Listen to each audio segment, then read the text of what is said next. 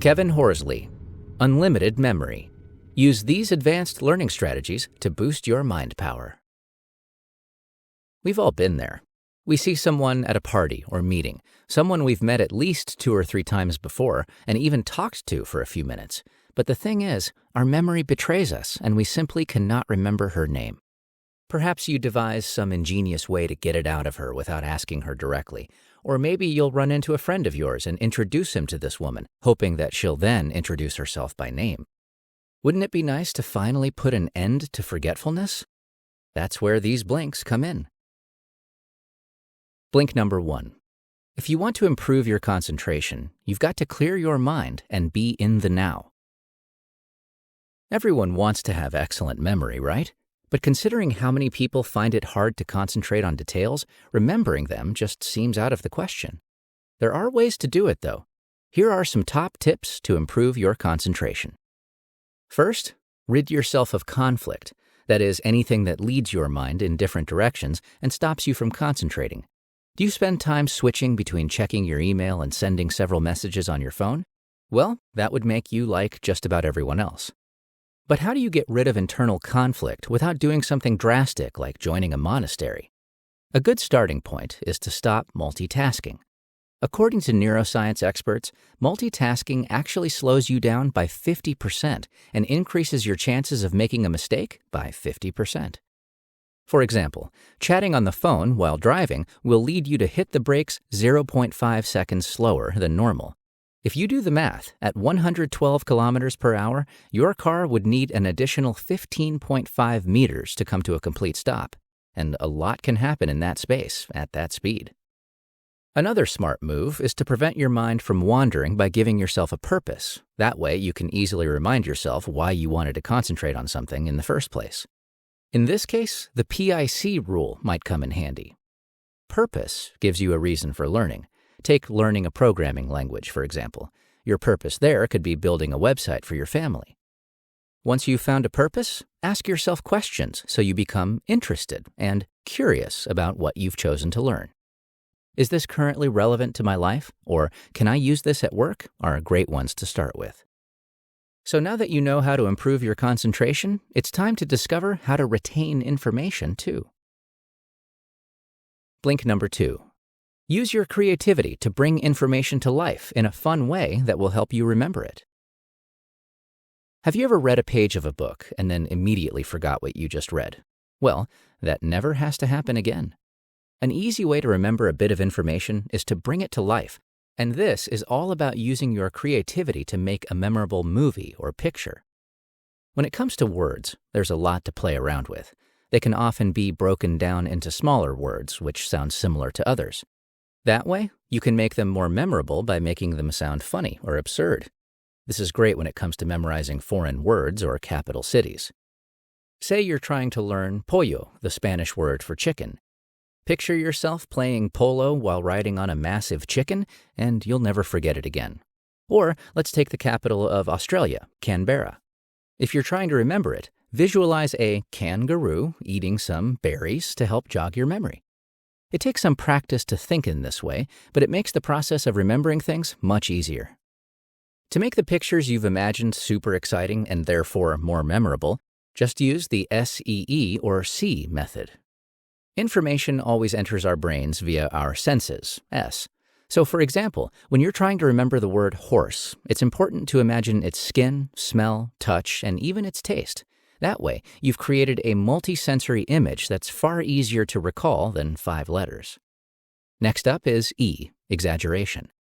Compared to an ordinary horse, you're more likely to remember a giant, bright pink horse wearing a tux, right? Forget logic. It's all about making funny, fantastical images. And lastly, the last E, energize. A horse galloping at full speed into the sunset is far more entertaining than one standing still in a stable. Adding a bit of action will make the information you're trying to retain a lot more vivid. The key to remembering information, then, is to use your imagination to bring it to life. Blink number 3. Sort information into categories that already exist in your long-term memory. Now that you've discovered how to create memorable images, it's important to learn how to organize them in your mind. The best way to do this is to use the loci method, also known as the route method, which is the practice of combining new information with something already familiar. Humans are experts at remembering specific routes or places. Just think about your commute to work. So most memory systems already make use of loci. It works by putting the items to be remembered at specific locations along a route that is already vivid and familiar in our minds. Here's how you can put the loci method to work. Say you're trying to memorize bits of a speech you have to give. You would imagine walking around your house along a particular route. The idea here is to create a string of locations to visit as you go. So in each room you imaginarily venture to, pick 3 specific locations in the room and put them in a specific order. In this way, as you go around your house, you combine each part of the speech with the locations you've picked. Let's say you start in the kitchen, and the first loci is your favorite pink breakfast bowl. You'd think of the horse in a pink tuxedo from the C method in the previous blink, and remember the word horse is in the first paragraph of the speech. To make it even more memorable, you could imagine spinning the pink breakfast bowl on its head. Next, let's say the following paragraph in your speech includes the words summer camp, which you remember by imagining your family pictures on the refrigerator. This method is effective because it'll work with any structured location that you know well. Whether it's your car, your body, or a museum, you can use your route to recall your list. If your route is intentionally structured to hold, say, 5 objects per room, then you'll remember both the list and its exact order. And if you're still not convinced, consider this. The author used this very method to remember the first 10,000 digits of the number pi. Blink number 4. Use sounds to remember numbers and dates. It's always remarkable when a person can easily recall complex mathematical facts or historical dates at the drop of a hat. If you want to be able to do the same, here's a simple way to remember numbers that only requires 3 steps. The idea is to transform numbers into images that'll stick in your mind. First, you'll need to learn a system that changes numbers into letters or alters how those letters sound. Take the number 0, which can be represented by the letters S, Z, and C. Tough to remember? Think about a hissing wheel. After all, 0 looks like a wheel anyway. Each number from 0 to 9 can be assigned a group of similar-sounding consonants. For instance, the number 6 can be represented by the sounds j, sh, ch, or a soft g. You can also use the shape of the numbers when you assign the sounds to make them easier to remember. For instance, if you flip the numbers 2 and 3 on the side, they look like the letters N and M, respectively. And if you flip the number 9 horizontally or vertically, it looks like a P or a B. Vowels are left out for now, but come into use later. The next step in remembering a date or number is to write down the letters that represent them and make up a word. Say you want to remember the year 1969, when humans first walked on the moon. Most memorable dates happened in the last millennia, so you only need to remember the 969 bit. Therefore, the sounds b, sh, and p should come to mind. Together, they can be used to make the word bishop. The last stage is to make a picture for you to remember. Using the C principle, take the word you've created and your chosen date or number. For the above, a bishop dancing on the moon with Neil Armstrong should do the trick. Now that you know how this system can transform numbers into words, it should be simple to create memorable images that you can use to recall particular numbers or dates. Blink number 5. Use the 4C system to remember names. Is there anything more embarrassing than forgetting a colleague's name? Well, when it comes to memorizing this kind of information, just remember the 4 C's: concentrate, create, connect, and continuous use. If you use this handy system, you'll never have to deal with this awkward situation again. First and foremost, you've got to concentrate on the person's name if you want to remember and use it. Say the name out loud and then repeat it. If it's a tricky one, just ask for the spelling. To help the name stick, pick it apart and use any words that come to mind to create a memorable image. Take, for example, the author's surname, Horley. To remember his name, you might picture a fight between a horse and Bruce Lee. Once you've sorted your image, connect it to the person's face whose name you're trying to remember. That way, seeing their face will immediately bring up their name. A great way to match a face to a name is to use the connection method. If the person has a striking feature, connect that to the name you're trying to remember. If your colleague Janice has icy blue eyes, imagine icicles flying out of them. But what happens if you already know someone with that name? This is where the comparison method comes in. The key to this technique is to compare the new face to the one you know. Take two people with the name John. You could imagine both of their heads on one body, chatting to each other about how they look that day. Whichever method you use, make sure you revisit the names you've learned so that you use them continuously. It would also be handy to list the names in your diary or add the people whose names you're trying to remember on your favorite social media channel. You're now set to remember any information you want. In the final blink, you'll learn how to make sure it all sticks in your mind. Blink number 6.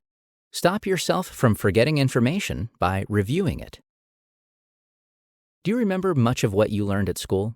According to the author's research, within 2 years of finishing school, people can only remember the equivalent of about 3 weeks' worth of lessons from 12 years of daily classes. It's no surprise then that without training your memory, you'll forget most of what you've learned. To put it simply, all this brain training is pointless without a review process to make it stick. But what's the most effective way to do this? Each time you revisit what you've memorized, the information you've absorbed has more of an impact in your mind than it did before. Therefore, to really make sure your brain never forgets what you've learned, you should gradually leave more time between one review and the next. After learning something new, you should go over it after 1 day, then 3 days, then 7 days later, and so on. You should return to it 2 final times after you've had a 2-month break, and again following a subsequent 3-month break. Another point to remember is that when you're going through the process of reviewing, take advantage of the memory techniques you've learned. The C principle should have provided you with clear, vivid images to bring your information to life. Has the bishop still got moves on the moon? Make sure to use the tools you've got, otherwise you'll lose what you're trying to retain. It's always a good idea to stay focused on your main goal, too. If you're learning a foreign language, booking a trip to that country could be the motivation you need to study extra hard. When it comes to memorizing what you've already learned, the key is reviewing what you've done to prevent yourself from losing your newfound knowledge. You've just listened to our Blinks to Unlimited Memory by Kevin Horsley. The key message in this book is that to make information memorable, you need to bring it to life. The best way to do this is to connect what you learn with what you already know. Use your imagination to form memorable images and engage your senses. Finally, by reviewing what you've stored in your mind, you'll make sure it's never forgotten. How can you apply the ideas of these Blinks to your life? Get off Facebook. Stay in the present by spending less time on social media apps. You'll find it much easier to concentrate and learn new information with a clear mind. In no time, you'll find that by using the memory techniques you've learned, you won't even need to write down your weekly shopping list. Got feedback? We'd love to hear from you.